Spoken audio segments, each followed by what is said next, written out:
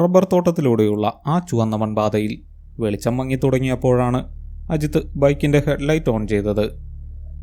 മരങ്ങൾക്കിടയിലൂടെ അരിച്ചെത്തുന്ന സായാഹ്ന സൂര്യൻ്റെ അവസാന രശ്മികൾക്ക് ചോരയുടെ നിറമായിരുന്നു. വഴിയിൽ ഉടനീളം വീണുകിടക്കുന്ന ഉണങ്ങിയ റബ്ബർ ഇലകൾക്ക് മുകളിലൂടെ ബൈക്കിൻ്റെ ടയറുകൾ കയറിയിറങ്ങുമ്പോൾ ഉണ്ടാകുന്ന ആ കരകരപ്പും എഞ്ചിൻ്റെ മുരൾച്ചയും മാത്രമായിരുന്നു ആ വിജനമായ മലഞ്ചെരുവിൽ കേൾക്കാനുണ്ടായിരുന്നത്. സമയം 6:30 ഇടുക്കിയിലെ ഹൈറേഞ്ച് മേഖലകളിൽ 6:30 എന്ന് പറഞ്ഞാൽ രാത്രിയുടെ പകുതിയായെന്നാണ് അർത്ഥം. കോടമഞ്ഞിറങ്ങി തുടങ്ങിയിരിക്കുന്നു. ഹെൽമറ്റിൻ്റെ ഗ്ലാസിനുള്ളിലൂടെ നോക്കുമ്പോൾ മുന്നിലെ വഴി അവ്യക്തമായി കൊണ്ടിരുന്നു. തണുപ്പ് ജാക്കറ്റിനുള്ളിലേക്ക് അരിച്ചു കയറുന്നുണ്ടെങ്കിലും അജിത്തിൻ്റെ നെറ്റിയിൽ വിയർപ്പ് തുള്ളികൾ പൊടിഞ്ഞിരുന്നു. അത് തണുപ്പുകൊണ്ടല്ല, മറിച്ച് തോളിൽ തൂങ്ങിക്കിടക്കുന്ന ബാഗിൻ്റെ ഭാരം കൊണ്ടായിരുന്നു. പണത്തിൻ്റെ ഭാരമല്ല, ഉത്തരവാദിത്വത്തിൻ്റെ ഭാരം. Srinidhi micro finance. അജിത്ത് ജോലി ചെയ്യുന്ന കമ്പനിയുടെ പേര് ആ നാട്ടിലെ സാധാരണക്കാർക്ക് സുപരിചിതമാണ്. ആഴ്ച തോറുമുള്ള കളക്ഷൻ, ലോൺ തിരിച്ചടവ് മുടങ്ങിയവനെ തേടിപ്പിടിക്കൽ, ഇതൊക്കെയാണ് അജിത്തിൻ്റെ ദൈനംദിന ജീവിതം. രാവിലെ 8 മണിക്ക് തുടങ്ങിയ ഓട്ടമാണ്. പല വീടുകൾ, പല മുഖങ്ങൾ.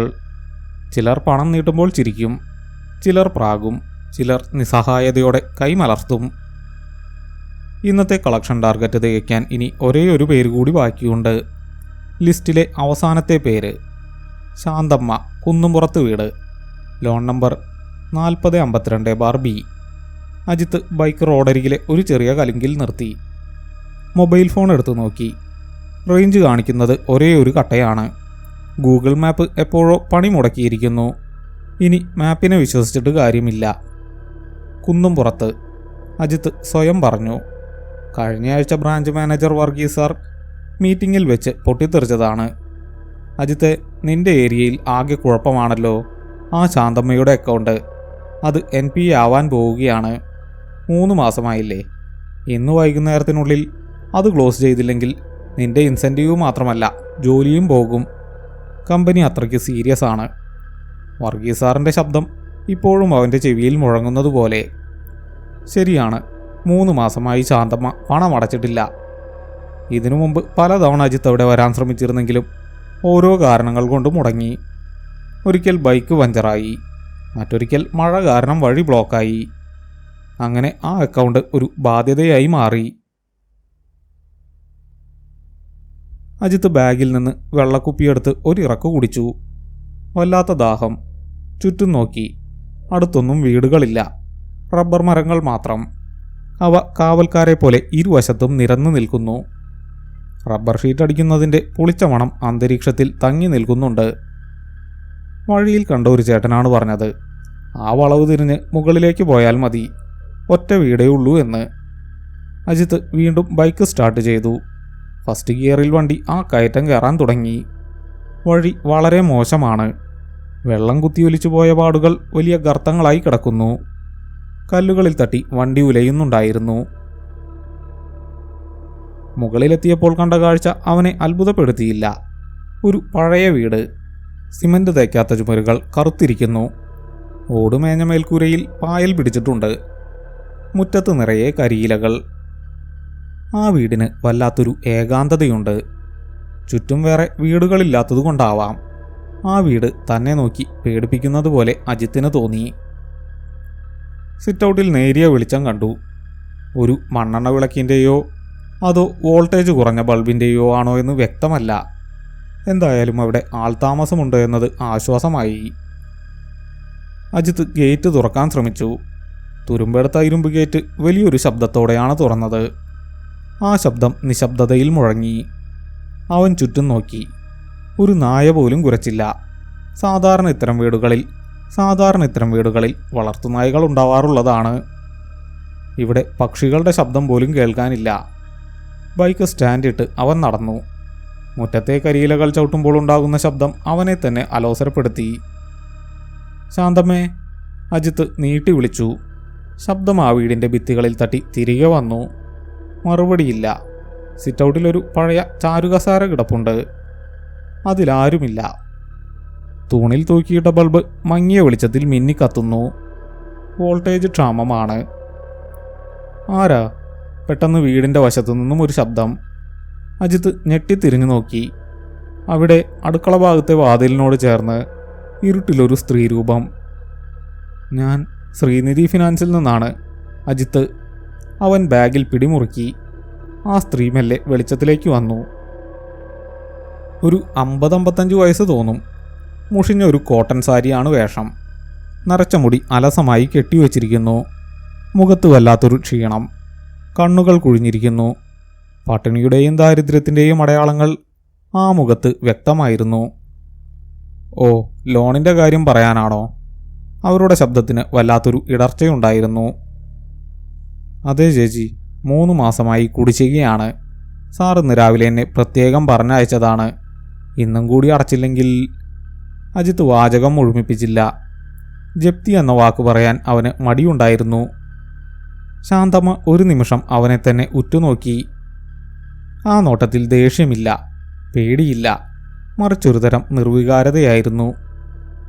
അറിയാം മോനെ, ഞാൻ കാത്തിരിക്കുമായിരുന്നു, അവർ പറഞ്ഞു. അജിത്തിന് അത്ഭുതമായി.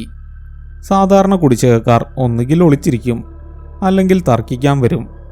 ഇത്രയും ശാന്തമായി പെരുമാറുന്നവർ കുറവാണ്.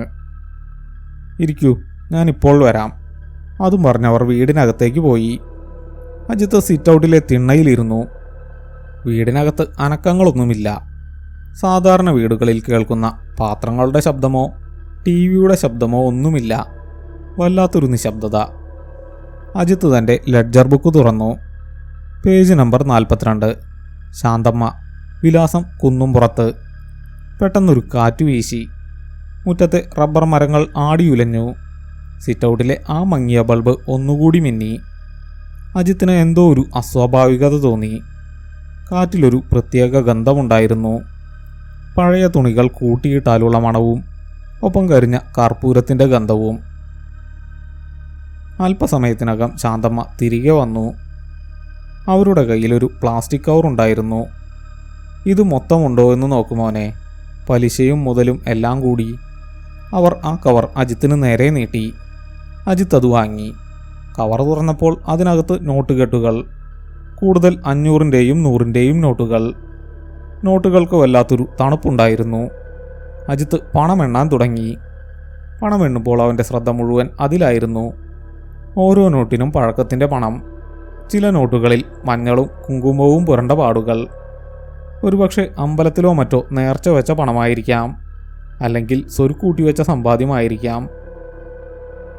22,000 രൂപ കൃത്യമാണ് ചേച്ചി, അജിത്ത് പറഞ്ഞു. ഇതോടെ തീർന്നില്ലേ മോനെ? ഇനി ബാധ്യതയൊന്നുമില്ലല്ലോ? അവരുടെ സ്വരത്തിൽ വല്ലാത്തൊരു ആശ്വാസം നിഴലിച്ചിരുന്നു. ഇല്ല ചേച്ചി, ഇതോടെ ഈ ലോൺ ക്ലോസായി. ഇനി ആരും വന്ന് ശല്യം ചെയ്യില്ല. അജിത്ത് വേഗത്തിൽ രസീത് എഴുതാൻ തുടങ്ങി. കാർബൺ പേപ്പർ വെച്ച് പേന അമർത്തി എഴുതി. തുക 22,000. കൈപ്പറ്റിയത് അജിത്ത്. തീയതി നവംബർ 14. ഇവിടെ ഒരു ഒപ്പിടണം. അജിത്ത് ബുക്ക് അവർക്ക് നേരെ നീട്ടി. അവർ വിറയ്ക്കുന്ന കൈകളോടെ പേന വാങ്ങി. വെളിച്ചം കുറവായതുകൊണ്ട് അവർ കുനിഞ്ഞു നിന്നാണ് ഒപ്പിട്ടത്. അവരുടെ കൈകൾ വല്ലാതെ തണുത്തിരിക്കുന്നതായി പേന കൈമാറുമ്പോൾ അജിത്ത് ശ്രദ്ധിച്ചു. ശാന്തമ്മ എന്ന് ഉരുണ്ട അക്ഷരത്തിൽ അവർ ഒപ്പിട്ടു. ഇതാ രസീത്. അജിത്ത് മഞ്ഞ നിറത്തിലുള്ള രസീത് കീറി അവർക്ക് കൊടുത്തു. അവർ അത് വാങ്ങിയില്ല. അതവിടെ വെച്ചേക്കും മോനെ, ആ കല്ലിൻ്റെ അടിയിൽ. കൈ വിറയ്ക്കുന്നുണ്ട്, അവർ പറഞ്ഞു. അജിത്ത് അവർ പറഞ്ഞതുപോലെ തിണ്ണയുടെ അരികിലുള്ള ഒരു ചെറിയ കരിങ്കൽ കഷ്ണത്തിനടിയിൽ ആ രസീത് ഭദ്രമായി വെച്ചു. വെള്ളം വല്ലതും വേണോ? അവർ ചോദിച്ചു. വേണ്ട ചേച്ചി, വൈകി. എനിക്ക് ഓഫീസിൽ റിപ്പോർട്ട് ചെയ്യണം. അജിത്ത് എഴുന്നേറ്റു. ബാഗ് തോളിലിട്ടു. തിരിഞ്ഞു നടക്കാൻ തുടങ്ങിയപ്പോൾ എന്തോ ഓർത്ത പോലെ അവൻ ചോദിച്ചു. ചേച്ചി ഒറ്റയ്ക്കാണോ താമസം? മക്കളാരുമില്ലേ? ആ ചോദ്യം കേട്ടപ്പോൾ അവരുടെ മുഖത്ത് ഒരു നേരിയ ചിരി വിരിഞ്ഞു. സങ്കടം കലർന്ന ചിരി. ആരുമില്ല മോനെ, എല്ലാവരും പോയി. ഞാനും പോവാ. ആ മറുപടിയിലെ അർത്ഥം അജിത്തിന് മനസ്സിലായില്ല. ഒരുപക്ഷെ മക്കൾ ഉപേക്ഷിച്ചു പോയതാകാം. ശരി ചേച്ചി, എന്നാ ഞാൻ ഇറങ്ങുക. അജിത്ത് ബൈക്കിനടുത്തേക്ക് നടന്നു. അവൻ ബൈക്ക് സ്റ്റാർട്ട് ചെയ്ത് തിരിഞ്ഞു നോക്കിയപ്പോൾ ശാന്തമ്മ അവിടെ തന്നെ നിൽപ്പുണ്ടായിരുന്നു. ഇരുളിൽ അവരുടെ രൂപം അവ്യക്തമായി. ബൾബ് അപ്പോഴും മിന്നിക്കത്തുന്നുണ്ടായിരുന്നു. ബൈക്ക് ആ കുന്നിറങ്ങി താഴേക്ക് പോരുമ്പോൾ അജിത്തിന് വല്ലാത്തൊരു ആശ്വാസം തോന്നി. വലിയൊരു കടമ്പ കടന്നിരിക്കുന്നു. വർഗീസ് സാറിൻ്റെ തെറിവിളി കേൾക്കേണ്ടി വരില്ല. മാത്രമല്ല ഇത്ര വലിയൊരു തുക ഒറ്റയടിക്ക് കളക്ഷൻ കിട്ടിയതിന് നല്ലൊരു ഇൻസെൻറ്റീവും കിട്ടും. പക്ഷെ എന്തുകൊണ്ടോ അവൻ്റെ മനസ്സിൻ്റെ ഒരു കോണിൽ ഒരു അസ്വസ്ഥത തളം കെട്ടി നിന്നിരുന്നു. ആ വീടിൻ്റെ നിശബ്ദത, അവരുടെ തണുത്ത കൈകൾ, ആ നോട്ടുകളിലുണ്ടായിരുന്ന കർപ്പൂരത്തിൻ്റെ ഗന്ധം, എല്ലാം കൂടി വല്ലാത്തൊരു അനുഭവം. അജിത്ത് ടൗണിലെത്തിയപ്പോഴേക്കും സമയം 8 മണി കഴിഞ്ഞിരുന്നു. വഴിയിലെ തിരക്കുകളും വെളിച്ചവും കണ്ടപ്പോൾ അവൻ ആ ചിന്തകളിൽ നിന്നും മോചിതനായി. പിറ്റേന്ന് രാവിലെ ഓഫീസിൽ പതിവിലും തിരക്കായിരുന്നു. മാസാവസാനത്തോടടുക്കുന്നതുകൊണ്ട് എല്ലാവരും ടാർഗറ്റ് തികയ്ക്കാനുള്ള ഓട്ടത്തിലാണ്. അജിത്ത് നേരത്തെ തന്നെ എത്തിയിരുന്നു. ഇന്നലെ കിട്ടിയ പണം ക്യാഷിൽ അടയ്ക്കണം, റിപ്പോർട്ട് സമർപ്പിക്കണം. അജിത്തെ വർഗീസ് സാർ വിളിക്കുന്നു. പിയൂൺ രാമൻ ചേട്ടൻ വന്നു പറഞ്ഞു. അജിത്ത് ക്യാബിനിലേക്ക് ചെന്നു. വർഗീസ് സാർ കമ്പ്യൂട്ടറിൽ എന്തോ നോക്കുകയായിരുന്നു. വാ അജിത്തെ, ഇരിക്കെ. ഇന്നലെ എന്തായി കാര്യങ്ങൾ? ആ കുന്നും പുറത്തെ കേസ്? സാർ മുഖമുയർത്താതെ ചോദിച്ചു. അത് സെറ്റിൽ ചെയ്തു സാർ. ഫുൾ എമൗണ്ട് കിട്ടി. 22,000 രൂപ. ഇതാ പണം. അജിത്ത് ബാഗിൽ നിന്ന് പണം എടുത്ത് മേശപ്പുറത്ത് വെച്ചു. ഒപ്പം കളക്ഷൻ ബുക്കും. വർഗീസ് സാർ അത്ഭുതത്തോടെ അജിത്തിനെ നോക്കി. ഫുൾ എമൗണ്ടോ? ആ ശാന്തമ്മയുടെ കയ്യിൽ നിന്നോ? അതെ സാർ.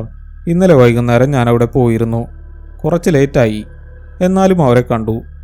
അവർ പണം റെഡിയാക്കി വെച്ചിരിക്കുകയായിരുന്നു. വർഗീസ് സാർ പണം എടുത്തു നോക്കി. പഴയ നോട്ടുകൾ. ഇതെപ്പോൾ കിട്ടി? ഇന്നലെ വൈകുന്നേരം ഏകദേശം 7 മണിയായി കാണും. വർഗീസ് സാർ കസേരയിലേക്ക് ചാരിയിരുന്നു. അദ്ദേഹത്തിൻ്റെ മുഖത്ത് ഗൗരവം നിറഞ്ഞു. അജിത്തെ, നീ കള്ളം പറയരുത്. കളക്ഷൻ കുറവാണെങ്കിൽ അത് പറഞ്ഞാൽ മതി, അല്ലാതെ ഇല്ലാത്ത കാര്യങ്ങൾ പറയരുത്. അജിത്തിന് ദേഷ്യം വന്നു. കള്ളമോ? സാർ എന്തായി പറയുന്നത്? ഞാൻ ആ വീട്ടിൽ പോയി. അവരെ നേരിട്ട് കണ്ട് വാങ്ങിയ പണമാണിത്. എൻ്റെ ബുക്കിൽ അവരുടെ ഒപ്പുണ്ട്. ദാ നോക്ക്. അജിത്ത് ബുക്ക് തുറന്ന് ഇന്നലത്തെ പേജ് കാണിച്ചു. ശാന്തമ്മയെന്ന് വിറയ്ക്കുന്ന കൈയക്ഷരത്തിലുള്ള ഒപ്പ്. വർഗീസ് സാർ ഒപ്പിലേക്ക് ഉറ്റുനോക്കി. പിന്നെ ഒരു നിമിഷം ആലോചിച്ചു. ശേഷം ഫോൺ എടുത്ത് ആരെയോ വിളിച്ചു. ഹലോ തോമസ് ചേട്ടാ, ഇത് വർഗീസാണ്. അതെ, ഫിനാൻസിലെ. ഒരു കാര്യം ചോദിക്കാൻ വിളിച്ചതാ. ആ കുന്നുംപുറത്തെ ശാന്തമ്മയുടെ വീടിൻ്റെ കാര്യം. ഇപ്പോൾ അവിടെ ആരെങ്കിലും ഉണ്ടോ? മറുതലയ്ക്കൽ നിന്നുള്ള മറുപടി കേൾക്കെ സാറിൻ്റെ മുഖം വിളറി വെളുത്തു. അദ്ദേഹം ഫോൺ കട്ട് ചെയ്തു. അജിത്തെ, സാറിൻ്റെ ശബ്ദം താഴ്ന്നു. നീ ഏത് വീട്ടിലാണ് പോയതെന്ന് എനിക്കറിയില്ല. പക്ഷേ കുന്നുംപുറത്തെ ശാന്തമ്മയുടെ വീട്ടിൽ നീ പോയിട്ടുണ്ടാകില്ല. അതെന്താ സാർ? അജിത്തിൻ്റെ നെഞ്ചിടിപ്പ് കൂടി. കാരണം ശാന്തമ്മ മരിച്ചിട്ട് ഇന്നലെ കൃത്യം 3 മാസമായി. ആത്മഹത്യയായിരുന്നു. കടബാധ്യത കാരണം വിഷം കഴിച്ചതാ. ആ വീടിപ്പോൾ സീൽ ചെയ്തിരിക്കുക. ആരും അവിടെ താമസിക്കുന്നില്ല. അജിത്തിൻ്റെ തലയിൽ ഇടിവെട്ടേറ്റതുപോലെ തോന്നി. ചുറ്റുമുള്ളതൊന്നും കേൾക്കാൻ കഴിയാത്ത അവസ്ഥ. സാർ, തമാശ പറയല്ലേ. ഞാൻ ഇന്നലെ അവരെ കണ്ട് സംസാരിച്ചതാ. ഈ പണം... അവൻ വാക്കുകൾ കിട്ടാതെ വിഷമിച്ചു. ഞാൻ തമാശ പറയുകയല്ല. വേണമെങ്കിൽ പോലീസ് സ്റ്റേഷനിൽ വിളിച്ച് ചോദിക്കുകയെ, അല്ലെങ്കിൽ നമുക്ക് ആ വാർഡ് മെമ്പറെ വിളിക്കാം. സാർ കമ്പ്യൂട്ടറിലെ ഒരു ഫയൽ തുറന്നു. അതിൽ ശാന്തമ്മയുടെ ഫോട്ടോ ഉണ്ടായിരുന്നു. ഒപ്പം ഡിസീസ്ഡ് എന്ന് ചുവന്ന മഷിയിൽ രേഖപ്പെടുത്തിയിരിക്കുന്നു. അജിത്ത് ആ ഫോട്ടോയിലേക്ക് നോക്കി. ഇന്നലെ കണ്ട അതേ മുഖം, അതേ കണ്ണുകൾ. പക്ഷേ ഫോട്ടോയിൽ അവർക്ക് ജീവനുണ്ടായിരുന്നു. ഇന്നലെ കണ്ട മുഖത്ത് അതൊരു നിഴൽ മാത്രമായിരുന്നോ? ഇല്ല സാർ, എനിക്ക് തെറ്റിയതല്ല. എങ്കിൽ പിന്നെ ഈ പണം എവിടെ നിന്ന് വന്നു? ഈ ഒപ്പ് ആരുടേതാണ്? അജിത്ത് വിറയ്ക്കുന്ന ശബ്ദത്തിൽ ചോദിച്ചു. വർഗീസ് സാറും ആകെ ആശയക്കുഴപ്പത്തിലായി. മേശപ്പുറത്തിരിക്കുന്ന പണം യാഥാർത്ഥ്യമാണ്. അത് മായയല്ല. നമുക്കൊന്ന് പോയി നോക്കാം. നിനക്ക് വഴി തെറ്റിയതാകും. വല്ല അയൽവക്കക്കാരും നിന്നെ പറ്റിച്ചതാകും. സാർ സമാധാനിപ്പിക്കാൻ ശ്രമിച്ചു. ഇല്ല സാർ, ആ കാട്ടിൽ വേറെ വീടുകളില്ല. എനിക്കുറപ്പാണ്. എന്നാ വാ, നമുക്കിപ്പോൾ തന്നെ പോകാം. വർഗീസ് സാർ എഴുന്നേറ്റു. കാറിൽ യാത്ര ചെയ്യുമ്പോഴും അജിത്ത് മൗനത്തിലായിരുന്നു. ഇന്നലെ നടന്ന ഓരോ കാര്യങ്ങളും അവൻ ഓർത്തെടുക്കാൻ ശ്രമിച്ചു. മങ്ങിയ വെളിച്ചം, പഴയ മണം. ആരുമില്ല മോനെ, എല്ലാവരും പോയി എന്ന അവരുടെ വാക്കുകൾ. കല്ലിനടിയിൽ വെച്ച രശീത്. ഉച്ചവെയിൽ കത്തി നിൽക്കുന്ന സമയത്താണ് അവർ ആ കുന്നിൻ മുകളിലെത്തിയത്. ഇന്നലെ രാത്രി കണ്ടതിനേക്കാൾ ഭയാനകമായിരുന്നു പകൽ വെളിച്ചത്തിൽ ആ വീടിൻ്റെ കാഴ്ച. കാർ നിർത്തി അവർ ഇറങ്ങി. അജിത്ത് ഞെട്ടിത്തരിച്ചുപോയി. ഇന്നലെ കണ്ട വീടല്ല ഇത്. മുറ്റം നിറയെ കാട് പിടിച്ച് കിടക്കുന്നു. മുട്ടോളം പൊക്കത്തിൽ പുല്ല് വളർന്നിരിക്കുന്നു. ഇന്നലെ താൻ ബൈക്ക് വെച്ച സ്ഥലത്ത് പോലും പുല്ലുണ്ട്. ഇന്നലെ താൻ നടന്ന വഴിയിൽ കരിയിലകൾക്ക് പകരം കാട്ടുചെടികൾ മാത്രം. ഇതാണോ വീട്? വർഗീസ് സാർ ചോദിച്ചു. അതെ, ഇതാണ്. പക്ഷേ അജിത്തിൻ്റെ തൊണ്ട വരണ്ടു. വീടിൻ്റെ ഗേറ്റ് തുരുമ്പെടുത്ത് അനക്കാൻ വയ്യാത്ത നിലയിലാണ്. ഇന്നലെ അത് തുറന്നപ്പോൾ കേട്ട ശബ്ദം അവൻ ഓർത്തു. പക്ഷേ ഇന്നത് വള്ളിപ്പടർപ്പുകൾ കൊണ്ട് മൂടിയിരിക്കുന്നു. അത് തുറന്നിട്ട് മാസങ്ങളായി എന്ന് ഒറ്റ നോട്ടത്തിൽ അറിയാം. വർഗീസ് സാർ ഒരു വടിയെടുത്ത് കാട് വകഞ്ഞു മാറ്റി മുന്നോട്ട് നടന്നു. അജിത്ത് പുറകെയും. അവർ സിറ്റൗട്ടിലെത്തി. അവിടെ ആ കാഴ്ച കണ്ട് അജിത്ത് പുറകോട്ട് മാറിപ്പോയി. വീടിൻ്റെ പ്രധാന വാതിലിൽ വലിയൊരു പൂട്ട് തൂങ്ങിക്കിടക്കുന്നു. ആ പൂട്ടിന്മേൽ പോലീസ് സീൽ ചെയ്തു വെച്ചിട്ടുണ്ട്. അത് പൊട്ടിയിട്ടില്ല. ജനലുകളെല്ലാം അടഞ്ഞു കിടക്കുന്നു. സിറ്റൗട്ടിലെ തൂണിൽ തൂക്കിയിട്ടിരുന്ന ബൾബ് പൊട്ടിയിട്ട് കാലങ്ങളായി എന്ന് തോന്നിക്കും വിധം ചിലന്തി വല കെട്ടിയിരിക്കുന്നു. തറയിൽ കട്ടി കൂടിയ പൊടി അടിഞ്ഞുകൂടിയിട്ടുണ്ട്. ആരുടെയും കാലടികൾ അവിടെയില്ല. കണ്ടോ അജിത്തെ, ഇവിടെ ആരും വന്നിട്ടില്ല. നീ ആരെയാ കണ്ടത്? വർഗീസ് സാർ ഭയവും അവിശ്വാസവും കലർന്ന സ്വരത്തിൽ ചോദിച്ചു. അജിത്തിന് ഉത്തരമുണ്ടായിരുന്നില്ല. താൻ സ്വപ്നം കണ്ടതാണോ? അല്ല, ആ പണം ഓഫീസിലുണ്ട്. പെട്ടെന്നാണ് അജിത്തിൻ്റെ കണ്ണുകൾ സിറ്റൗട്ടിലെ ആ ചെറിയ തിണ്ണയിലേക്ക് പോയത്. താൻ ഇന്നലെ ഇരുന്ന സ്ഥലം. അവൻ സാറിനെ മാറ്റി നിർത്തി അങ്ങോട്ടടുത്തു. പൊടി പിടിച്ചു കിടക്കുന്ന ആ തിണ്ണയിൽ ഒരിടത്ത് മാത്രം പൊടിയില്ല. അവിടെ ഒരു ചെറിയ കരിങ്കൽ കഷ്ണം ഇരിക്കുന്നുണ്ട്. അജിത്തിൻ്റെ ഹൃദയം പടപടാ ഇടിക്കാൻ തുടങ്ങി. അവൻ വിറയ്ക്കുന്ന കൈകളോടെ ആ കല്ല് മാറ്റി. അവിടെ മഞ്ഞ നിറത്തിലുള്ള ആ കടലാസ് കഷ്ണമുണ്ടായിരുന്നു. ശ്രീനിധി ഫിനാൻസിൻ്റെ രശീത്. ഇന്നലത്തെ തീയതി. മഷിയുണങ്ങാത്ത കൈപ്പട. വർഗീസ് സാർ അജിത്തിൻ്റെ തോളിലൂടെ എത്തി നോക്കി. സാറിൻ്റെ ശ്വാസം നിലച്ചുപോയതുപോലെയായി. ആ രശീതിൽ കാർബൺ കോപ്പിയിൽ പതിഞ്ഞതുപോലെയല്ല, മറിച്ച് നേരിട്ട് പേന കൊണ്ടെഴുതിയതുപോലെ ഒരു വരി കൂടി ഉണ്ടായിരുന്നു. ഒപ്പിന് താഴെ, കടം വീട്ടി, ഇനി എനിക്ക് പോകാം. ആ നിമിഷം അടച്ചിട്ട വീടിനുള്ളിൽ നിന്ന് എന്തോ വീഴുന്ന ശബ്ദം കേട്ടു. ഒപ്പം ഇന്നലെ രാത്രി അജിത്ത് അനുഭവിച്ച അതേ കർപ്പൂരത്തിൻ്റെ ഗന്ധം കാറ്റിൽ ഒഴുകിയെത്തി. അജിത്തും വർഗീസും പിന്നെ ഒരു നിമിഷം പോലും അവിടെ നിന്നില്ല. അവർ ജീവനും കൊണ്ട് കാറിലേക്ക് ഓടുകയായിരുന്നു. കാർ ഹൈറേഞ്ചിലെ വളവുകൾ തിരിഞ്ഞ് താഴേക്ക് കുതിക്കുമ്പോഴും ഉള്ളിൽ കനത്ത നിശബ്ദതയായിരുന്നു. AC ഓൺ ചെയ്തിട്ടുണ്ടായിരുന്നുവെങ്കിലും അജിത്തിന് വിയർക്കുന്നുണ്ടായിരുന്നു. ഡ്രൈവിംഗ് സീറ്റിലിരുന്ന വർഗീസ് സാറിൻ്റെ കൈകൾ സ്റ്റിയറിങ്ങിൽ വിറയ്ക്കുന്നത് അജിത്ത് കണ്ടു. ഇടയ്ക്കിടെ അദ്ദേഹം റിയർവ്യൂ മിററിലേക്ക് നോക്കുന്നുണ്ടായിരുന്നു. പുറകിൽ ആരെങ്കിലും ഉണ്ടോ എന്ന് ഭയക്കും പോലെ. അജിത്തെ, കിലോമീറ്ററുകൾക്ക് ശേഷം വർഗീസ് സാർ മൗനം ഭേദിച്ചു. ശബ്ദം തൊണ്ടയിൽ കുടുങ്ങിയതുപോലെയായിരുന്നു അത്. നമ്മൾ കണ്ടത് അതാരോടും പറയണ്ട. അജിത്ത് സാറിനെ നോക്കി. ആ മുഖത്ത് ഇതുവരെ കാണാത്ത ഒരു ഭാവമായിരുന്നു. എന്നും കണക്കുകളെയും ടാർഗറ്റുകളെയും മാത്രം വിശ്വസിച്ചിരുന്ന പ്രാക്ടിക്കലായ മനുഷ്യനാണ്. ഇപ്പോൾ അദ്ദേഹം ഭയത്തിൻ്റെ പിടിയിലാണ്. നമ്മൾ പറഞ്ഞാൽ ആരും വിശ്വസിക്കില്ല സാർ. മാത്രമല്ല നമ്മൾക്ക് വട്ടാണെന്ന് പറയും, അജിത്ത് പതിഞ്ഞ സ്വരത്തിൽ പറഞ്ഞു. പക്ഷേ ആ പണം 22,000 രൂപ, അത് സത്യമല്ലേ, മായയല്ലല്ലോ, വർഗീസ് സാർ പറഞ്ഞു. അജിത്ത് തൻ്റെ ബാഗിലേക്ക് നോക്കി. ബാഗിൻ്റെ സിബിനുള്ളിൽ ആ പണം ഇരിക്കുന്നുണ്ട്. ആ നോട്ടുകെട്ടുകൾക്ക് ഇപ്പോൾ ഭാരം കൂടിയതുപോലെ. കാറിനുള്ളിൽ ഇപ്പോഴും ആ കർപ്പൂരത്തിൻ്റെ ഗന്ധം തങ്ങി നിൽക്കുന്നുണ്ടോ എന്ന് അജിത്തിന് സംശയം തോന്നി. അവൻ വിൻഡോ ഗ്ലാസ് താഴ്ത്തി. പുറത്തെ ചൂടുള്ള കാറ്റ് അകത്തേക്ക് വീശി. പക്ഷെ ആ തണുത്ത മണം അവൻ്റെ മൂക്കിൻ തുമ്പിൽ നിന്ന് വിട്ടുമാറിയില്ല. ഓഫീസിൽ തിരിച്ചെത്തിയപ്പോൾ സമയം ഉച്ച കഴിഞ്ഞിരുന്നു. മറ്റ് സ്റ്റാഫുകൾ ഉച്ചഭക്ഷണം കഴിക്കുന്ന തിരക്കിലാണ്. ആരും അജിത്തിനെയും വർഗീസിനെയും ശ്രദ്ധിച്ചില്ല.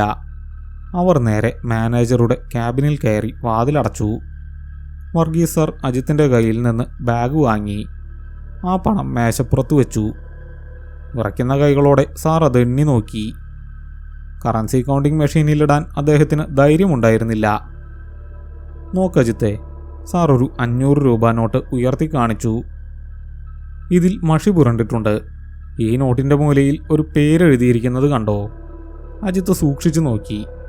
നീല മഷിപ്പേന കൊണ്ട് എസ് എന്ന് വട്ടത്തിൽ എഴുതിയിരിക്കുന്നു. സാധാരണ ഗ്രാമങ്ങളിലെ പ്രായമായ സ്ത്രീകൾ പണം സൂക്ഷിക്കുമ്പോൾ അടയാളം ഇട്ടുവയ്ക്കാറുണ്ട്. ഇത് ശരിക്കും കളക്ഷൻ കിട്ടിയ പണം തന്നെയാണ്. പക്ഷെ ആര് തന്നു? സാർ നെറ്റിയിലെ വിയർപ്പ് തുടച്ചു. സാർ ആ വീട്ടിൽ വെച്ച ആ രശീത് അജിത്ത് ഓർമ്മിപ്പിച്ചു. കടം വീട്ടി, ഇനി എനിക്ക് പോകാമെന്നെഴുതിയിരിക്കുന്നത്. വർഗീസ് സാർ പെട്ടെന്ന് ആ പണമെടുത്ത് ഓഫീസ് സേഫിലേക്ക് വെച്ചു. സേഫിൻ്റെ വലിയ ഇരുമ്പുവാതിൽ കൊട്ടിയടച്ചപ്പോൾ വലിയൊരു ശബ്ദമുണ്ടായി. അതവിടെ ഇരിക്കട്ടെ, നമ്മളിത് ഹെഡ് ഓഫീസ് അക്കൗണ്ടിലേക്ക് അയക്കുന്നില്ല. തൽക്കാലം ഇത് സസ്പെൻസ് അക്കൗണ്ടിൽ കിടക്കട്ടെ. എനിക്ക് കുറച്ച് സമയം വേണം. അന്ന് വൈകുന്നേരം അജിത്ത് നേരത്തെ ഇറങ്ങി. ഹോസ്റ്റൽ മുറിയിൽ തനിച്ചിരിക്കാൻ അവന് പേടി തോന്നി. നഗരത്തിലെ തിരക്കുള്ള ഒരു പാർക്കിൽ പോയി അവൻ കുറേ സമയം ഇരുന്നു. ചുറ്റും കുട്ടികൾ കളിക്കുന്നു, ആളുകൾ നടക്കുന്നു. പക്ഷേ അജിത്തിൻ്റെ മനസ്സ് കുന്നുംപുറത്തെ ആ കാട് പിടിച്ച വീട്ടിലായിരുന്നു. താൻ ഇന്നലെ രാത്രി കണ്ടത് പ്രേതത്തെയാണോ, അതോ മനസ്സിൻ്റെ തോന്നലായിരുന്നോ? പക്ഷെ തോന്നലാണെങ്കിൽ വർഗീസ് സാർ കണ്ടതോ? ആ പണമോ? ഓപ്പോ. രാത്രി വൈകി മുറിയിലെത്തിയ അജിത്ത് ലൈറ്റ് അണയ്ക്കാൻ ഭയന്നു. ബെഡിൽ കിടന്നവൻ ആലോചിച്ചു. ശാന്തമ്മ, അവർ എന്തിനാണ് മരിച്ചത്? കടം കാരണമാണെന്ന് സാർ പറഞ്ഞു. പക്ഷെ കടം വീട്ടാൻ അവരുടെ കയ്യിൽ പണമുണ്ടായിരുന്നല്ലോ. പിന്നെന്തിനാ ആത്മഹത്യ ചെയ്യണം? ഉറക്കത്തിലേക്ക് വഴുതി വീണപ്പോൾ അവനൊരു സ്വപ്നം കണ്ടു. വിജനമായ റബ്ബർ തോട്ടം. താൻ ബൈക്കിൽ പോകുന്നു. വഴിയരികിൽ ശാന്തമ്മ നിൽക്കുന്നു. അവരുടെ കയ്യിൽ ആ മഞ്ഞ രശീതുണ്ട്. അവർ ചിരിക്കുന്നു. പക്ഷേ അവരുടെ കണ്ണുകളിൽ കൃഷ്ണമണി ഉണ്ടായിരുന്നില്ല. മോനെ, ബാക്കി കൂടി തീർക്കാനുണ്ട്, അവർ പറയുന്നു. അജിത്ത് ഞെട്ടി ഉണർന്നു. സമയം പുലർച്ചെ 3 മണി. മുറിയിൽ വല്ലാത്തൊരു തണുപ്പ്. ഫാൻ കറങ്ങുന്നില്ല. കറണ്ട് പോയിരിക്കുന്നു. ജനലിൻ്റെ വിടവിലൂടെ നിലാവെളിച്ചം മുറിയിലേക്ക് വീഴുന്നുണ്ട്. അജിത്ത് എഴുന്നേറ്റ് വെള്ളം കുടിക്കാൻ നോക്കി. ജഗ്ഗിൽ വെള്ളമില്ല. പെട്ടെന്ന് അവൻ്റെ മേശപ്പുറത്തിരുന്ന ലെഡ്ജർ ബുക്കിൽ നിന്ന് ഒരു ശബ്ദം. കടലാസുകൾ മറിയുന്ന ശബ്ദം. അജിത്ത് ശ്വാസം അടക്കി പിടിച്ചു. കാറ്റില്ല. പിന്നെങ്ങനെ ബുക്കിൻ്റെ പേജുകൾ മറിയുന്നു? അവൻ മൊബൈലിൻ്റെ ടോർച്ച് തെളിയിച്ചു. വെളിച്ചം മേശപ്പുറത്തേക്ക് നീണ്ടു. ബുക്ക് തുറന്നു വെച്ചിരിക്കുന്നു. Page number 42. ശാന്തമ്മയുടെ പേജ്. അജിത്തിന് ഉറപ്പായിരുന്നു താൻ ഉറങ്ങുന്നതിനു മുമ്പ് ബുക്ക് അടച്ചു വച്ചിരുന്നതാണ് എന്ന്. ഭയം അവൻ്റെ സിരകളിലൂടെ അരിച്ചു കയറി. അവൻ ആ രാത്രി മുഴുവൻ ലൈറ്റിട്ട് കസാരയിലിരുന്ന് നേരം വെളുപ്പിച്ചു. പിറ്റേന്ന് ഞായറാഴ്ചയായിരുന്നു. ഓഫീസില്ല. പക്ഷെ വെറുതെ ഇരിക്കാൻ അജിത്തിന് കഴിഞ്ഞില്ല. ഉത്തരം കിട്ടാത്ത ചോദ്യങ്ങൾ അവനെ വല്ലാതെ അലട്ടുന്നുണ്ടായിരുന്നു. അവൻ ബൈക്കുമെടുത്ത് പുറത്തിറങ്ങി. കുന്നുംപുറത്തെ വീട്ടിലേക്കല്ല, മറിച്ച് ആ പ്രദേശത്തെക്കുറിച്ചറിയാൻ കഴിയുന്ന ഒരിടത്തേക്ക്. ആ റബ്ബർ തോട്ടത്തിന് താഴെ മെയിൻ റോഡിനോട് ചേർന്ന് ഒരു പഴയ ചായക്കടയുണ്ട്. ദാസേട്ടൻ്റെ കട. അവിടെ എപ്പോഴും ആ നാട്ടിലെ പഴമക്കാർ കൂടിയിരിക്കാറുണ്ട്. കടയിൽ ചെല്ലുമ്പോൾ നല്ല തിരക്കായിരുന്നു. അജിത്ത് ഒരു ചായ പറഞ്ഞു. കടയുടെ ഒരു മൂലയിൽ പത്രം വായിച്ചിരിക്കുന്ന മുഷിഞ്ഞ ഗദർ ജുബ്ബ ഇട്ട ഒരു വയോധികനെ അവൻ ശ്രദ്ധിച്ചു. അജിത്ത് ചായയുമായി അയാളുടെ അടുത്തേക്ക് നീങ്ങി. ചേട്ടാ, ഇവിടെ അടുത്ത് കുന്നുംപുറത്തെന്ന് പറയുന്ന സ്ഥലം, അജിത്ത് പതിയെ പറഞ്ഞു. ആ വയോധികൻ പത്രത്തിൽ നിന്ന് തലയുയർത്തി. കട്ടി കൂടിയ കണ്ണടയ്ക്കുള്ളിലൂടെ അയാൾ അജിത്തിനെ നോക്കി. കുന്നുംപുറത്തോ? ആര്? ആ മരിച്ചുപോയ ശാന്തമ്മയുടെ വീടാണോ? അതെ, ഞാൻ അവിടുത്തെ ഒരു ബന്ധുവിനെ അന്വേഷിച്ചു വന്നതാ. അജിത്ത് കള്ളം പറഞ്ഞു. ബന്ധുവോ? അവരുടെ ബന്ധുക്കളൊന്നും അങ്ങനെ അങ്ങോട്ട് വരാറില്ലല്ലോ. മകനുണ്ടായിരുന്നത് നാട് വിട്ടുപോയി. പിന്നെ ആര് വരാനാ? അയാൾ ചായ ഗ്ലാസ് താഴെ വെച്ചു. മകനുണ്ടായിരുന്നോ? അജിത്തിന് ആകാംക്ഷയായി. ഉണ്ടായിരുന്നു, സുദീപ്. ഒരു ഗുണം പിടിക്കാത്തവൻ. അവൻ്റെ കുഴപ്പങ്ങൾ തീർക്കാനാണ് ആ പാവം ആധാരവും പണയപ്പെടുത്തി ലോണുകളൊക്കെ എടുത്തത്. അവസാനം അവൻ അമ്മയെ കുരുതി കൊടുത്തിട്ട് അവൻ പോയി. അജിത്ത് അടുത്ത കസാരയിലേക്ക് ഇരുന്നു. എന്താ സംഭവിച്ചത് ചേട്ടാ? ലോൺ ബാധ്യത കാരണമാണോ അവർ? ആ വയോധികൻ പേര് ഗോപാലൻ നായരാണെന്ന് അജിത്ത് പിന്നീട് മനസ്സിലാക്കി. അയാളൊരു ദീർഘനിശ്വാസം ഉതിർത്തു. ബാധ്യതയുണ്ടായിരുന്നു, ശരിയാണ്. പക്ഷെ അതൊന്നുമായിരുന്നില്ല ശാന്തമ്മയുടെ സങ്കടം. അവർക്ക് ആ വീട് വിൽക്കാൻ താല്പര്യമുണ്ടായിരുന്നില്ല. മകൻ ഒരേ നിർബന്ധം, വീട് വിറ്റ് പണം വേണമെന്ന്. അവന് ബാംഗ്ലൂരിൽ എന്തോ ബിസിനസ് തുടങ്ങാനായിരുന്നു അത്രേ. ഗോപാലൻ നായർ ശബ്ദം താഴ്ത്തി തുടർന്നു. മരിക്കുന്നതിന് 2 ദിവസം മുമ്പ് ശാന്തമ്മ ഇവിടെ വന്നിരുന്നു.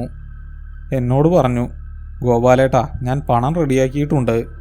ചിട്ടി പിടിച്ച പണവും പഴയ സ്വർണത്തിൻ്റെ പണവും എല്ലാം കൂടി ലോൺ കമ്പനിക്കാർക്ക് കൊടുക്കാനുള്ളത് കൊടുക്കണം, ബാക്കി സുദീപിന് കൊടുക്കണം. എനിക്ക് സമാധാനം വേണമെന്ന്. അജിത്തിൻ്റെ ഹൃദയമിടിപ്പ് കൂടി. പണം റെഡിയായിരുന്നു എന്നോ? എന്നിട്ടെന്താ? 2 ദിവസം കഴിഞ്ഞ് കേൾക്കുന്നത് ശാന്തമ്മ വിഷം കഴിച്ചു മരിച്ചു എന്നാണ്. പോലീസ് വന്നപ്പോൾ വീട്ടിലാകെ അലങ്കോലമായി കിടക്കുമായിരുന്നു. അലമാരകൾ തുറന്നിട്ടിരുന്നു. ആ പണം, ശാന്തമ്മ പറഞ്ഞ ആ പണം മാത്രം അവിടെ ഉണ്ടായിരുന്നില്ല. അപ്പോൾ അവരുടെ മകനോ? അവനെ പിന്നെ ആരും കണ്ടിട്ടില്ല. പോലീസുകാർ അന്വേഷിച്ചു, പക്ഷേ തെളിവില്ലല്ലോ. എല്ലാവരും പറഞ്ഞു പണം മകൻ മോഷ്ടിച്ചതാണെന്ന്. അതിൽ മനം നൊന്ത് അവർ ജീവൻ ഒടുക്കിയതാകുമെന്ന്. പക്ഷേ ഗോപാലൻ നായർ ഒന്ന് നിർത്തി. പക്ഷെ എന്താ? അജിത്ത് ചോദിച്ചു. എനിക്ക് വേറൊരു സംശയമുണ്ട്. ശാന്തമ്മ അത്ര പെട്ടെന്നൊന്നും തളരുന്ന കൂട്ടത്തിലല്ല. അവർ ആ പണം മകന് കൊടുക്കാൻ വെച്ചിരുന്നതല്ലേ? പിന്നെന്തിന് അതവനെടുത്തപ്പോൾ അവർ ആത്മഹത്യ ചെയ്യണം? അതിലെന്തോ ദുരൂഹതയുണ്ട്. പോലീസുകാർ കേസ് എഴുതി തള്ളി. അനാഥപ്രേതം പോലെ ആ വീട് അവിടെ കിടക്കുന്നു. അജിത്ത് ആലോചനയിലാണ്ടു. ശാന്തമ്മ പണം കരുതി വെച്ചിരുന്നു. ആ പണമാണ് കഴിഞ്ഞ ദിവസം തനിക്ക് കിട്ടിയത്. അങ്ങനെയെങ്കിൽ മകൻ ആ പണം കൊണ്ടുപോയിട്ടില്ല. പിന്നെ ആ പണം എവിടെയായിരുന്നു? ആ പഴയ മഷി പുരണ്ട നോട്ടുകൾ.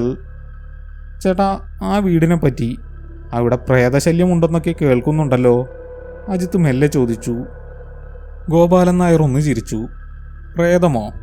അതൊക്കെ വെറുതെ പറയുന്നതാ.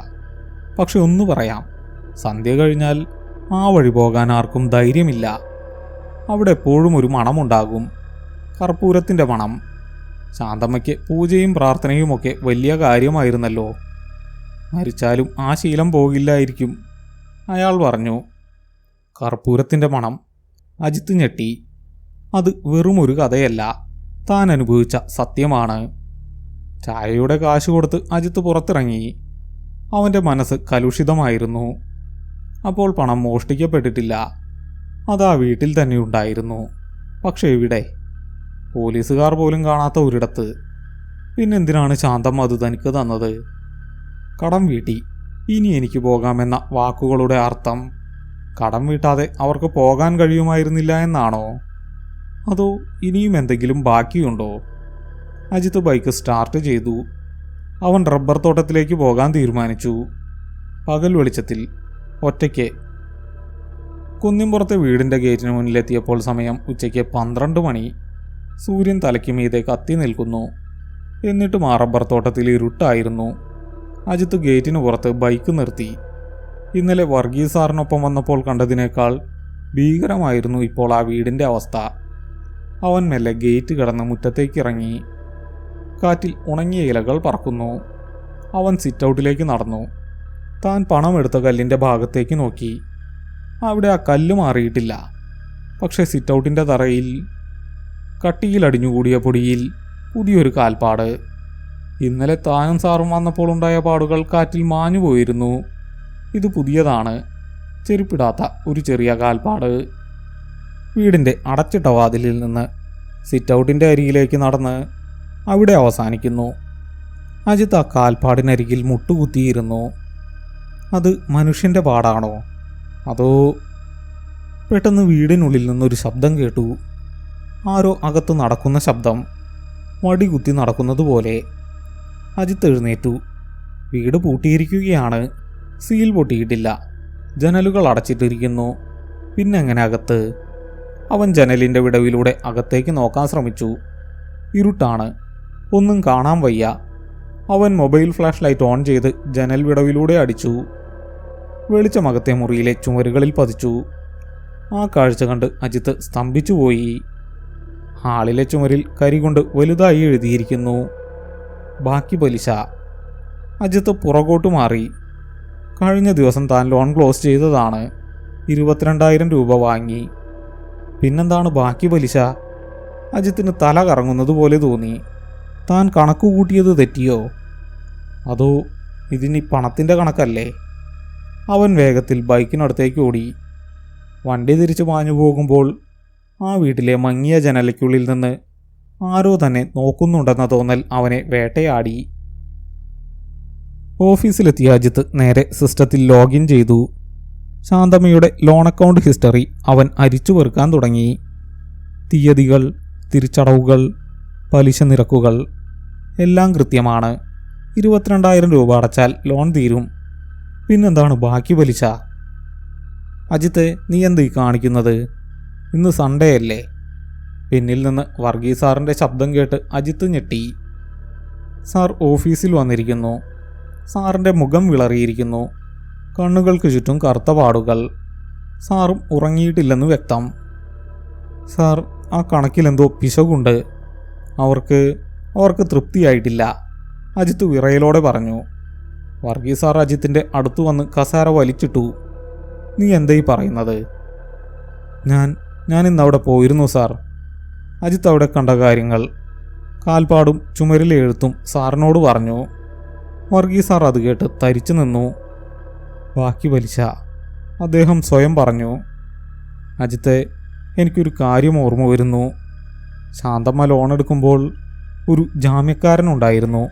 അവരുടെ അയൽവാസി ഒരു വാസുദേവൻ. വാസുദേവനോ? അതെ, ലോൺ പാസ്സാക്കാൻ വേണ്ടി മാത്രം ഒപ്പിട്ടതാണ്. പിന്നീട് അയാൾ മരിച്ചുപോയി. അയാളുടെ മരണത്തിലും എന്തോ ദുരൂഹതയുണ്ടായിരുന്നു. ആത്മഹത്യയാണെന്നാണ് കേട്ടത്.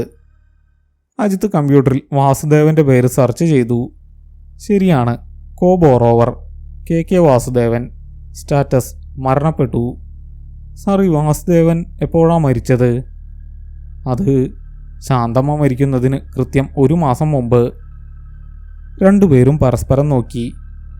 1 മാസം മുമ്പ് ജാമ്യക്കാരൻ മരിക്കുന്നു. പിന്നീട് വായ്പക്കാരൻ മരിക്കുന്നു. ഇപ്പോൾ ലോൺ ക്ലോസ് ചെയ്ത ഉദ്യോഗസ്ഥനെ തേടി. അജിത്തിൻ്റെ ചിന്തകൾ കാട് കയറി. സാർ, ആ പണം? അവൻ ചോദിച്ചു. നമ്മൾ ഇന്നലെ സേഫിൽ വെച്ച പണം, അതൊന്ന് നോക്കിക്കേ. വർഗീസ് സാർ വിമുഖതയോടെ എഴുന്നേറ്റു. അവർ സ്ട്രോങ് റൂമിലേക്ക് പോയി. സേഫ് തുറന്നു. ഉള്ളിൽ ഫയലുകളും സ്വർണ്ണപ്പണയങ്ങളും അടുക്കി വെച്ചിട്ടുണ്ട്. ഇന്നലെ വെച്ച ആ പ്ലാസ്റ്റിക് കവർ. ഇതെവിടെ? സാർ ഉറക്കെ അലറി. സേഫിൻ്റെ തട്ടിൽ ആ പ്ലാസ്റ്റിക് കവർ ഉണ്ടായിരുന്നു. പക്ഷേ അത് കാലിയായിരുന്നു. 22,000 രൂപയുടെ നോട്ടുകെട്ടുകൾ കാണാനില്ല. പകരം ആ കവറിനുള്ളിൽ നിന്ന് ഒരു പിടി ചാരം താഴേക്ക് വീണു. കരിഞ്ഞ കർപ്പൂരത്തിൻ്റെ ചാരം. പണം ചാരമായി പോയോ? അജിത്ത് വിശ്വസിക്കാനാവാതെ ചോദിച്ചു. അല്ല, സാർ നിലത്തേക്ക് ചൂണ്ടി. സേഫിൻ്റെ അടിയിൽ ചാരത്തിനിടയിൽ ഒരു ചെറിയ കടലാസ് കഷ്ണം കിടക്കുന്നു. അതൊരു രസീതാണ്. പക്ഷേ ശ്രീനിധി ഫിനാൻസിൻ്റെ രസീതല്ല. അതൊരു പഴയ മഞ്ഞിച്ച കടലാസാണ്. കൈകൊണ്ടെഴുതിയത്. അജിത്ത് അത് കുനിഞ്ഞെടുത്തു. അതിലിങ്ങനെ എഴുതിയിരിക്കുന്നു: വാസുദേവൻ 50,000 രൂപ, പലിശ ജീവൻ. ശാന്തമ്മ 1,00,000 രൂപ, പലിശ ജീവൻ. അടുത്ത പേരിൻ്റെ സ്ഥാനത്ത് മഷി പടർന്നിരുന്നു. പക്ഷേ സൂക്ഷിച്ചു നോക്കിയപ്പോൾ ആ മഷി പടർപ്പിനുള്ളിൽ തെളിഞ്ഞു വരുന്ന പേര് കണ്ട് അജിത്തിൻ്റെ രക്തം മരവിച്ചു. അതിലെഴുതിയിരുന്നത് അജിത്ത് എന്നായിരുന്നില്ല. അതിലെഴുതിയിരുന്നത് വർഗീസ് എന്നായിരുന്നു. വർഗീസ് സാർ ആ പേര് കണ്ടതും നെഞ്ചു പൊത്തിക്കൊണ്ട് പുറകോട്ട് വേച്ചുപോയി. ഇല്ല, എനിക്കറിയില്ല, ഞാനൊന്നും ചെയ്തിട്ടില്ല. അദ്ദേഹം പുലമ്പാൻ തുടങ്ങി. അജിത്ത് വർഗീസിനെ താങ്ങിപ്പിടിച്ചു. സാർ എന്തായി പറയുന്നത്? സാറിന് അവരറിയാമോ? വർഗീസ് സാർ നിലത്തിരുന്നു പോയി. അദ്ദേഹത്തിൻ്റെ കണ്ണുകളിൽ നിന്ന് കണ്ണുനീർ ധാരയായി ഒഴുകി. അജിത്തെ, ആ ലോൺ, ശാന്തമ്മയുടെ ലോൺ പാസ്സാക്കാൻ ഞാൻ കൈക്കൂലി ചോദിച്ചിരുന്നു. 5,000 രൂപ.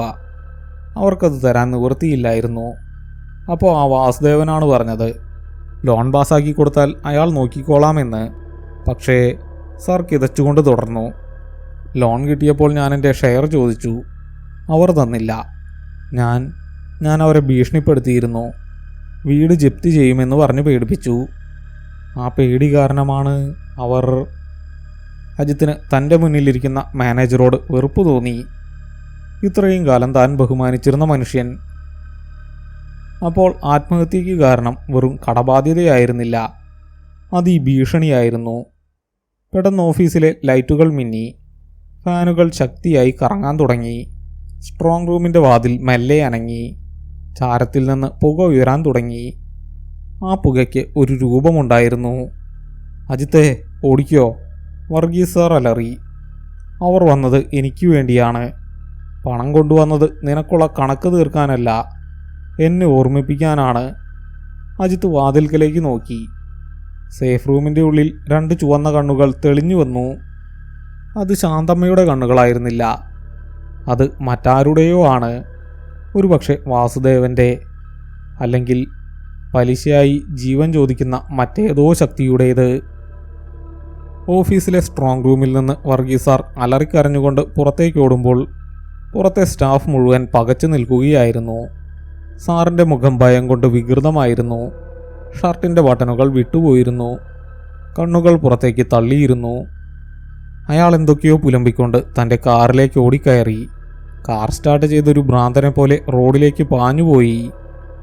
അജിത്ത് സ്ട്രോങ് റൂമിൻ്റെ വാതിൽക്കൽ തരിച്ചു നിന്നു. അകത്തിപ്പോൾ ആ പുകയില്ല, ചുവന്ന കണ്ണുകളില്ല, വെറും ചാരം മാത്രം. തറയിൽ ചിതറിക്കിടക്കുന്ന ആ ചാരത്തിനിടയിൽ ആ പഴയ മഞ്ഞ രശീത് മാത്രം ബാക്കി. അജിത്ത് വിറയ്ക്കുന്ന കൈകളോടെ അതെടുത്തു നോക്കി. അതിൽ നേരത്തെ കണ്ട അടുത്തത് വർഗീസ് എന്ന എഴുത്ത് മാഞ്ഞുപോയിരുന്നു. പകരം അവിടെ തെളിഞ്ഞു വന്നത് ഗഡു, ഇന്ന് രാത്രി എന്ന് മാത്രമായിരുന്നു. അജിത്തിൻ്റെ ശരീരം മരവിച്ചു. അവൻ വേഗം ആ രശീത് തൻ്റെ പോക്കറ്റിലിട്ടു. ഓഫീസിലെ ബഹളങ്ങൾക്കിടയിൽ ആരും അവനെ ശ്രദ്ധിച്ചില്ല. അവൻ തൻ്റെ ബാഗുമെടുത്ത് പുറത്തിറങ്ങി. എന്താണ് ചെയ്യേണ്ടതെന്ന് അവൻ അറിയില്ലായിരുന്നു. പക്ഷെ ഒന്നുറപ്പാണ്, വർഗീസ് സാർ വലിയൊരു അപകടത്തിലേക്കാണ് പോകുന്നത്. രാത്രി 8 മണി. അജിത്ത് തൻ്റെ മുറിയിലിരിക്കുമ്പോഴാണ് ഫോൺ ബെല്ലടിച്ചത്. ഡിസ്പ്ലേയിൽ വർഗീസ് സാർ എന്ന് തെളിഞ്ഞു വന്നു. അജിത്ത് ഫോൺ എടുത്തു. അജിത്ത്, നീ ഒന്ന് വരണം, എനിക്ക് തനിച്ചിരിക്കാൻ വയ്യ. മറുതലയ്ക്കൽ സാറിൻ്റെ ശബ്ദം വിറയ്ക്കുന്നുണ്ടായിരുന്നു. പശ്ചാത്തലത്തിൽ വല്ലാത്തൊരു കാറ്റിൻ്റെ ഇരമ്പൽ കേൾക്കാം. സാർ എവിടെയാണ്? അജിത്ത് ചോദിച്ചു. ഞാൻ വീട്ടിലില്ല, എനിക്ക് വീട്ടിൽ പോകാൻ പേടിയാ. ഞാനിപ്പോൾ റബ്ബർ തോട്ടത്തിന് താഴെയുണ്ട്. കാർ സ്റ്റാർട്ടാകുന്നില്ല, നീ വേഗം വാ. അജിത്ത് ബൈക്കും എടുത്ത് വാഞ്ഞു. സാർ എന്തിനാണ് ഇപ്പോൾ അങ്ങോട്ട് പോയത്? അവനവിടെ എത്തുമ്പോൾ കണ്ട കാഴ്ച ദയനീയമായിരുന്നു. വിജനമായ റോഡരികിൽ വർഗീസ് സാറിൻ്റെ കാർ നിർത്തിയിട്ടിരിക്കുന്നു. ഹെഡ്ലൈറ്റുകൾ മിന്നിക്കത്തുന്നുണ്ട്. സാർ സ്റ്റിയറിങ്ങിൽ തല വെച്ചിരിക്കുകയാണ്. അജിത്ത് ഗ്ലാസിൽ തട്ടി. സാർ ഞെട്ടി തലയുയർത്തി. ആ മുഖം കണ്ട് അജിത്ത് ഭയന്നുപോയി. ഏതാനും മണിക്കൂറുകൾ കൊണ്ട് 10 വയസ്സ് കൂടിയതുപോലെ. അജിത്തെ, ആ മണം, അത് കാറിനുള്ളിൽ നിന്ന് പോകുന്നില്ല. സാർ കരച്ചിലിൻ്റെ വക്കീലായിരുന്നു. അജിത്ത് കാറിൻ്റെ ഡോർ തുറന്നു. ശരിയാണ്, ആ കർപ്പൂരത്തിൻ്റെ ഗന്ധം കാറിനുള്ളിൽ തളം കെട്ടി നിൽക്കുന്നു. സാർ, നമുക്ക് പോകാം, എൻ്റെ ബൈക്കിൽ കയറ്. ഇല്ല അജിത്തെ, എനിക്ക് പോകാൻ പറ്റില്ല. അവൾ എന്നെ വിടില്ല. ഞാൻ കൊടുത്ത വാക്ക് പാലിച്ചില്ലല്ലോ. സാർ എന്തൊക്കെയോ പുലമ്പാൻ തുടങ്ങി. എനിക്ക് ആ പണം തിരികെ കൊടുക്കണം. അങ്ങനെയെങ്കിലും ഈ ശല്യം തീരുമോ എന്ന് നോക്കട്ടെ. സാറിൻ്റെ കയ്യിൽ ഒരു കെട്ട് നോട്ടുണ്ടായിരുന്നു. സ്വന്തം ATM-ൽ നിന്ന് പിൻവലിച്ച പണമാണെന്ന് തോന്നുന്നു. നീ എൻ്റെ കൂടെ വാ, ആ വീട്ടിൽ കൊണ്ടുവയ്ക്കാം. എന്നിട്ട് കാല് പിടിച്ച് മാപ്പ് ചോദിക്കാം. അജിത്തിന് പോകാൻ മടിയുണ്ടായിരുന്നു. പക്ഷേ സാറിനെ ആ അവസ്ഥയിൽ തനിച്ചാക്കാൻ അവന് മനസ്സ് വന്നില്ല. അവൻ സമ്മതിച്ചു. കാർ അവിടെ ഉപേക്ഷിച്ച് അവർ അജിത്തിൻ്റെ ബൈക്കിൽ ആ കുന്നിമുകളിലേക്ക് യാത്ര തിരിച്ചു. രാത്രിയുടെ നിശബ്ദതയെ ഭേദിച്ചുകൊണ്ട് ആ ബൈക്ക് മൺപാതയിലൂടെ നീങ്ങി. റബ്ബർ മരങ്ങൾ ഇരുവശത്തും പ്രേതരൂപങ്ങളെപ്പോലെ നിന്നു. കാറ്റ് ശക്തമായിരുന്നു. മരച്ചിലകൾ ഒടിഞ്ഞു വീഴുന്ന ശബ്ദം ഇടയ്ക്കിടെ കേൾക്കാം. കുന്നംപുറത്തെ വീടിൻ്റെ ഗേറ്റിനു മുന്നിൽ ബൈക്ക് നിർത്തി. ഇരുട്ടിൽ ആ വീട് ഒരു കറുത്ത വലിയ മൃഗത്തെ പോലെ കിടക്കുന്നു. ചുറ്റും കൂരിരുട്ട്. ആകാശത്ത് നക്ഷത്രങ്ങളില്ല. കാർമേഘങ്ങൾ മൂടിക്കെട്ടിയിരുന്നു. വാ അജിത്തെ. വർഗീസ് സാർ ബൈക്കിൽ നിന്നിറങ്ങി വേഗത്തിൽ നടന്നു. അജിത്ത് മൊബൈൽ ടോർച്ച് തെളിയിച്ചു. അവർ ഗേറ്റ് കടന്ന് മുറ്റത്തേക്ക് കയറി. മുറ്റത്തെ കാടുകൾക്കിടയിലൂടെ നടക്കുമ്പോൾ വർഗീസ് സാർ എന്തൊക്കെയോ മന്ത്രിക്കുന്നുണ്ടായിരുന്നു.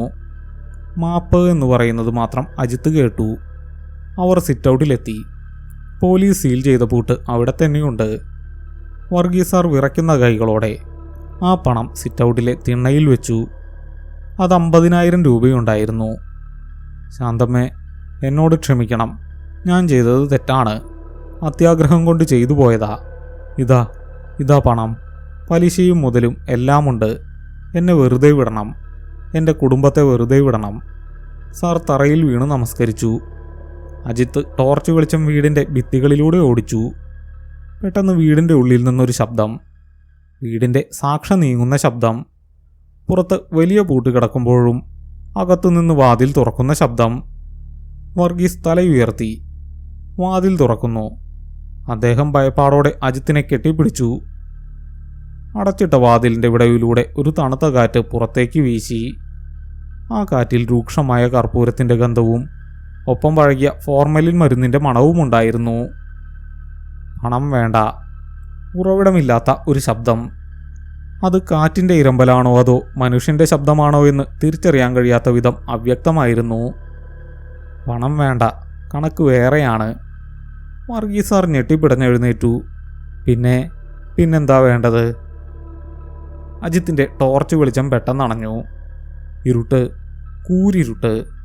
സാറിൻ്റെ ഫോൺ ഓഫായി. അജിത്ത് വിളിച്ചു പറഞ്ഞു. അന്ധകാരത്തിൽ വർഗീസ് സാറിൻ്റെ കരച്ചിൽ കേട്ടു. അജിത്തെ, എന്നെ പിടിക്കുന്നു. എൻ്റെ കാലിൽ ആരോ പിടിക്കുന്നു. അജിത്തെ. വർഗീസിൻ്റെ ശബ്ദം കേട്ടു. അജിത്ത് പോക്കറ്റിൽ നിന്ന് ലൈറ്റർ എടുത്തു. അവനത് കത്തിച്ചു. ആ ചെറിയ തീനാളത്തിൻ്റെ വെളിച്ചത്തിൽ അജിത്ത് കണ്ട കാഴ്ച അവൻ്റെ രക്തം മരവിച്ചു. വർഗീസ് സാർ സിറ്റൗട്ടിൽ തനിച്ചാണ് നിൽക്കുന്നത്. അദ്ദേഹത്തെ ആരും പിടിച്ചിട്ടില്ല. പക്ഷെ അദ്ദേഹം തൻ്റെ കഴുത്തിൽ ആരോ പിടിച്ചു ഞെരിക്കുന്നത് പോലെ പിടയുകയാണ്. കണ്ണുകൾ മേലോട്ട് മറിഞ്ഞിരിക്കുന്നു. വായ തുറന്ന് ശ്വാസം കിട്ടാതെ അദ്ദേഹം കൈകാലിട്ടടിക്കുന്നു. അദ്ദേഹത്തിൻ്റെ നിഴൽ. ഭിത്തിയിൽ പതിഞ്ഞ അദ്ദേഹത്തിൻ്റെ നിഴലിനൊപ്പം മറ്റൊരു നിഴൽ കൂടി ഉണ്ടായിരുന്നു. കുനിഞ്ഞു നിൽക്കുന്ന സാരി ഉടുത്ത ഒരു സ്ത്രീയുടെ നിഴൽ. ആ നിഴൽ സാറിൻ്റെ നിഴലിൻ്റെ കഴുത്തിൽ പിടിച്ചിരിക്കുകയാണ്. അജിത്ത് അവിടേക്ക് ഓടിച്ചെന്നു. പക്ഷേ അദൃശ്യമായൊരു ശക്തി അവനെ തള്ളി മാറ്റി. അവൻ മുറ്റത്തെ കാട്ടിലേക്ക് തെറിച്ചു വീണു. ലൈറ്റർ അവൻ്റെ കയ്യിൽ നിന്നും തെറിച്ചുപോയി. വീണ്ടും ഇരുട്ട്. വർഗീസ് സാറിൻ്റെ തൊണ്ടയിൽ നിന്നുള്ള ഞരക്കങ്ങൾ മാത്രം കേൾക്കാം. ഒപ്പം ഒരു മണി കിലുങ്ങുന്ന ശബ്ദം. പൂജയ്ക്ക് ഉപയോഗിക്കുന്ന മണിയുടെ ശബ്ദം. അജിത്ത് എഴുന്നേൽക്കാൻ ശ്രമിച്ചു. അവൻ്റെ കാലിൽ എന്തോ കുടുങ്ങി. നോക്കുമ്പോൾ അത് വർഗീസ് സാർ കൊണ്ടുവന്ന പണമാണ്. കാറ്റിലത് പറന്നു പോകുന്നു. വേണ്ട, എന്നെ വിടൂ. സാറിൻ്റെ ശബ്ദം നേർത്തു വന്നു. പിന്നെ പെട്ടെന്നെല്ലാം ശാന്തമായി. ഞരക്കങ്ങൾ നിലച്ചു. കാറ്റ് നിന്നു. മണിയൊച്ചയും നിലച്ചു. അജിത്ത് വിറയ്ക്കുന്ന കൈകളോടെ ഫോൺ തപ്പിയെടുത്ത് ഓൺ ചെയ്യാൻ ശ്രമിച്ചു. ഭാഗ്യത്തിന് അത് ഓണായി. ടോർച്ച് തെളിയിച്ചു.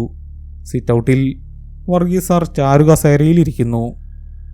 അല്ല, ഇരിക്കുകയല്ല, ചാരി വെച്ചിരിക്കുകയാണ്. കണ്ണുകൾ തുറന്നിരിക്കുന്നു. അതിൽ ഭയമില്ല, മറിച്ച് ശൂന്യതയാണ്. അദ്ദേഹത്തിൻ്റെ മടിയിൽ അജിത്ത് ഓഫീസിൽ നിന്നെടുത്ത മഞ്ഞ രശീതിരിക്കുന്നു. അജിത്ത് സാറിൻ്റെ അടുത്തേക്ക് ചെന്നു. കൈത്തണ്ടയിൽ വിരൽ വെച്ചു. മിടിപ്പില്ല.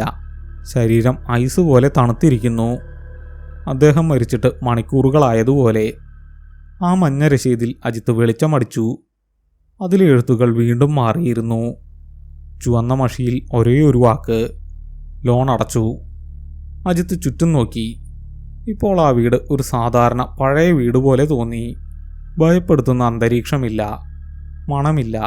എല്ലാം അവസാനിച്ചിരിക്കുന്നു. കണക്ക് തീർന്നിരിക്കുന്നു. പോലീസ് ജീപ്പിൻ്റെ സൈറൺ ശബ്ദം കേട്ടാണ് അജിത്ത് ഞെട്ടിയുണർന്നത്. അവൻ ആ സിറ്റൗട്ടിൻ്റെ പടിയിൽ തളർന്നിരിക്കുകയായിരുന്നു. നേരം വെളുത്തിരിക്കുന്നു. റബ്ബർ തോട്ടത്തിൽ വെളിച്ചം വീണു തുടങ്ങി.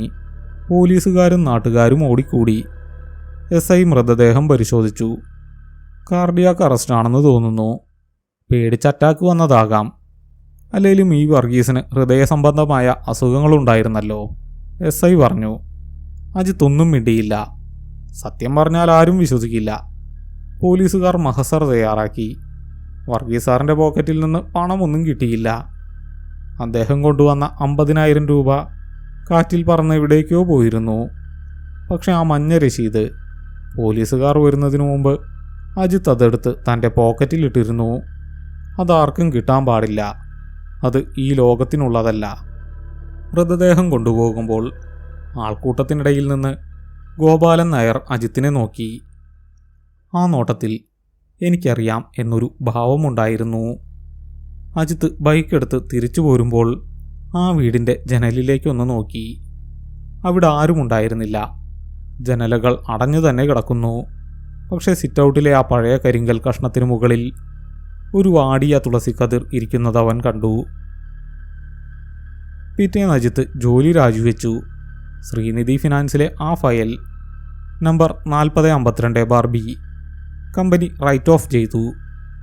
വർഗീസ് സാറിൻ്റെ മരണം ഒരു സ്വാഭാവിക മരണമായി വിധിക്കപ്പെട്ടു. മാസങ്ങൾക്ക് ശേഷം അജിത്ത് ഇപ്പോൾ വേറൊരു ജില്ലയിൽ ചെറിയൊരു പലചരക്ക് കട നടത്തുകയാണ്.